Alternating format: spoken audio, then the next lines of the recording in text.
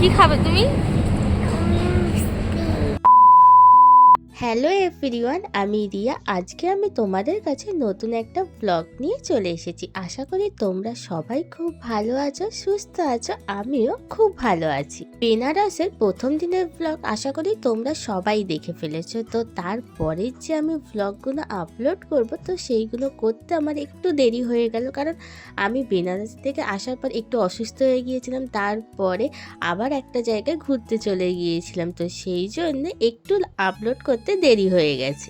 আজকে আমি তোমাদের সঙ্গে বেনারসের দ্বিতীয় দিনের ব্লগটা শেয়ার করব। তো বেনারসের দ্বিতীয় দিনে আমি বেনারসে ছিলাম না, তো এখান থেকে আমি আর একটা জায়গায় ঘুরতে চলে গিয়েছিলাম। কোথায় গিয়েছি সেটা জানতে হলে পুরো ব্লগটা দেখতে হবে। আমরা কোথায় যাচ্ছি এখন বল? তুই জানিস না আমরা কোথায় যাচ্ছি? অযোধ্যায়। বাহ, চলো।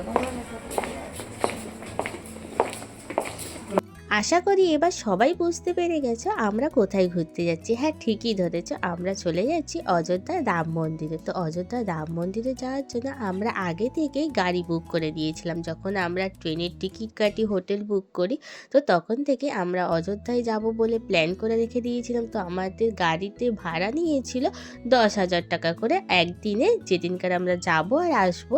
তো সেই ভাড়াটা আমাদের একসঙ্গেই নিয়েছিল। আর এখান থেকে অনেক টোলের টিকিট কাটে, তো সেইগুলো আমাদের আগে থেকেই নিয়েছিল, তো ওরা দিয়ে দেবে সেই জন্য। আমরা কোথায় এসেছি? হ্যাঁ, আমরা খাবার খেতে এসেছি। কি খাবে তুমি? ও মিষ্টি খাবে। অযোধ্যায় বেরানোর জন্য আমাদের গাড়ি বলেই দিয়েছিল যে 4:30 থেকে 5টার মধ্যে বেরানোর জন্য। তো আমাদের গাড়ি নিতে আসবে ওই সময়টাই দিয়ে দিয়েছিল। তো আমরা 3:30 থেকে সবাই রেডি হতে আরম্ভ করে দিয়েছিলাম।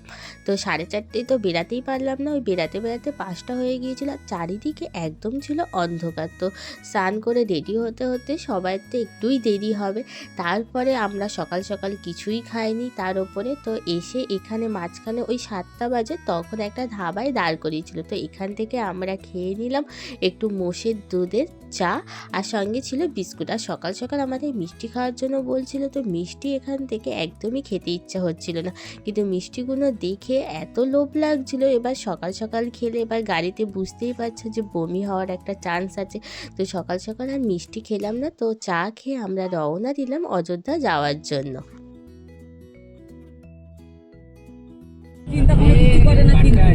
এই টাকা ক্যাডবেরি খাচ্ছিস?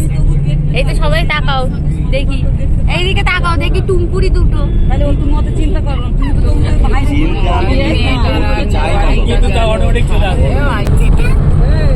কি খাবো না, চাটবো রে। এত সকালে ঘুমোচ্ছে, এখন একটু পরে ঘুম করবো। সবে এখন কান্না করছি, মানে আমার মাসি কান্না করছে। ভেবে করি কালকে রাতের বেলা কান্না করেছিল।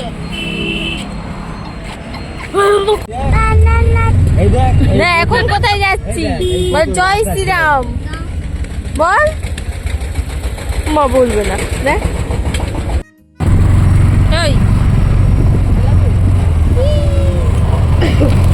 কোথায় যাচ্ছি?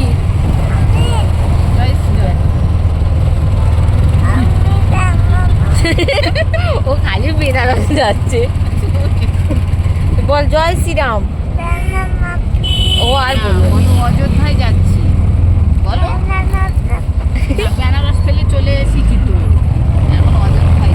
এত ভোর ভোর ঘুম থেকে উঠেছি, আর তারপর যে কোনো নতুন জায়গায় আসলে ঘুমটা তো আমার ঠিক মতো একদমই হয় না। তো যখন গাড়িতে আসছিলাম একটুখানি আমি ঘুমিয়ে নিয়েছিলাম। তারপরে দেখলাম অযোধ্যার কাছাকাছি একদম পৌঁছে গেছি। এরপরে আমাদের গাড়িটা একটা জায়গায় পার্ক করেছিল। তারপরে এখান থেকে আমাদের অযোধ্যার যে মন্দিরটা আছে ওখানে যেতে গেলে আমাদেরকে ওই টোটো করে যেতে হবে। তো এখান থেকেও ওই 1000 টাকার মতন ভাড়া নিয়েছিল, আর যে গাইড ছিল সে ওই 700 টাকার মতন নিয়েছিল। আমরা যে ওখান থেকে টোটোটা নিয়েছিলাম, এখান থেকে এসেই তোমরা টোটোটা বুক করতে পারো, কারণ আগে থেকে এখানে বুক করার কোনো জায়গা নেই, তাই আমরা গাড়ি থেকে নেমেই টোটোটা সঙ্গে সঙ্গেই বুক করে নিয়েছিলাম। তো এই টোটোটা আমাদের অযোধ্যার মন্দির অবধি তো নিয়েই যাবে, তো এর আশেপাশে আরও অনেক মন্দির আছে, তো সেইগুলো দেখাতে দেখাতেই আমাদের নিয়ে গিয়েছিল। প্রথমে আগে যে মন্দিরটায় গিয়েছিলাম, তো সেখানে আমাদের সঙ্গে যে গাইডটা এসেছিল সে আগে হিন্দু বলে শপথ করিয়ে নিয়েছিল। তো ওখানে অনেক পুলিশের গাইড ছিল, তো ওখানে কোনো ভিডিও করা অ্যালাউ নেই, তো আমি তাই জন্য ভিডিওটা করতে পারিনি। আর ওর আশেপাশে ছিল প্রচুর হনুমান, তো ওখান থেকে আমার দিদির চশমা ওই হনুমান নিয়ে চলে গিয়েছিল, তো আর হনুমান দিয়ে যায়নি, কারণ আমার দিদির মেয়ে এত কাঁদছিল, তাই জন্য হনুমানগুলো ভয়ে পালিয়েই গিয়েছিল। তো ওদেরকে যদি আমি কলা দিতাম তাহলে আমাদেরকে দিত ওই চশমাটা, কিন্তু আর দিতেই পারেনি। তারপরে আমরা ওখান থেকে চলে আসলাম। তারপরে আর একটা হনুমান মন্দিরে আমাদেরকে নিয়ে যাওয়া হলো। তো সেখানে দেখলাম রাধা কৃষ্ণের অনেক লীলার জিনিস এখানে দেওয়া আছে, লঙ্কা কাণ্ডের অনেক জিনিস দেওয়া আছে। তো ঘুরে ঘুরে প্রচুর জিনিস এখানে দেখতে পেলাম, আশেপাশে দেখে খুবই ভালো লাগলো। আর ওখানে যে প্রথম মন্দিরটায় গিয়েছিলাম, তারপরের যে মন্দিরটা ওটাও একটা হনুমান মন্দিরই ছিল। তো এখানে বেশিরভাগ আশেপাশে সবই হনুমান মন্দির ছিল। আর এখানের যে বিশাল বড় এটা ছিল, এটা সীতার লঙ্কা কাণ্ড দিয়ে করা ছিল। তো আমাদেরকে এই জিনিসগুলো দেখাচ্ছিল।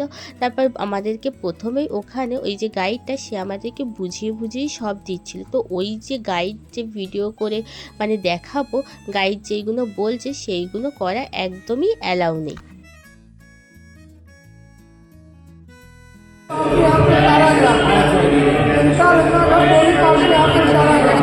जैसे आप लोग गन्ने भाव में क्या देखते हैं, सीता माता जी का यहाँ पे दिखा हुआ वीडियो बन।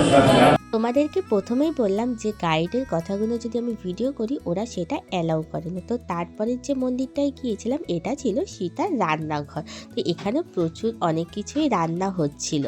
প্রথম যে মন্দিরটায় আমরা শপথ করলাম, তো ওই মন্দিরটা দেখার পর পাশে একটা হনুমান মন্দির ছিল, তো ওই মন্দিরটা আমরা দেখে নিলাম। তারপর ওখান থেকে টোটো করে চলে গেলাম পরের আর একটা যে হনুমান মন্দির ছিল ওই মন্দিরটা দেখতে, আর পাশে ছিল সীতার যে রান্নাঘর আর একটা যে মন্দির, তো ওই মন্দিরটায় আমরা চলে গেলাম।